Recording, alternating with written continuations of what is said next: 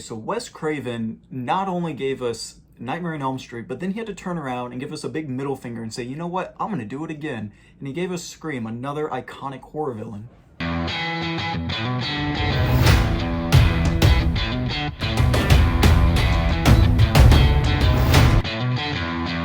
My name is Trace, welcome back to my channel. Today I'm going to be talking about the 25th anniversary of Scream. The movie's turning 25 years old this year. That's insane. For a lot of people, this is their favorite horror movie.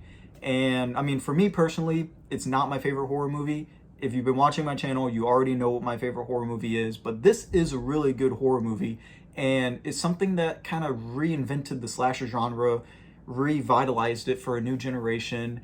And my argument is that hasn't happened since Scream.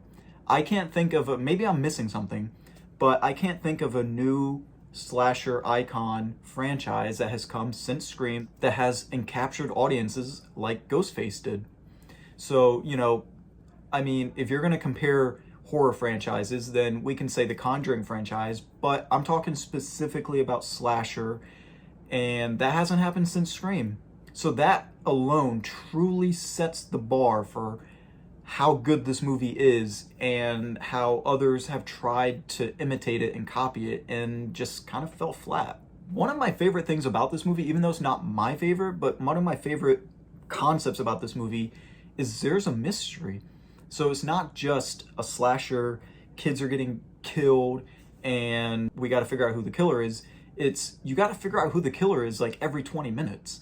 And that's something that just adds a little bit extra spice on top of what already is a great film, is it keeps you guessing on who the killer is. Now, obviously, if you've seen the movie and you're rewatching it, that concept is out the window. But for someone new watching this movie, you don't know who the killer is, and you can't really guess it until maybe, if you're lucky, halfway through. So we got the 5th one coming in January. So if you're able to check this movie out and then rewatch the whole franchise before the 5th one comes out, I would highly suggest it. I know there's going to be a lot of people already watching this movie for Halloween, so if that's already your plan, I would say stick to that.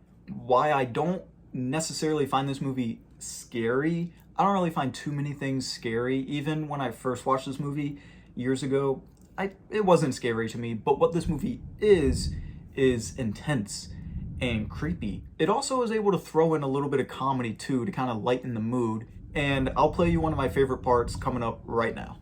There's a formula to it. A very simple formula. Everybody's a suspect.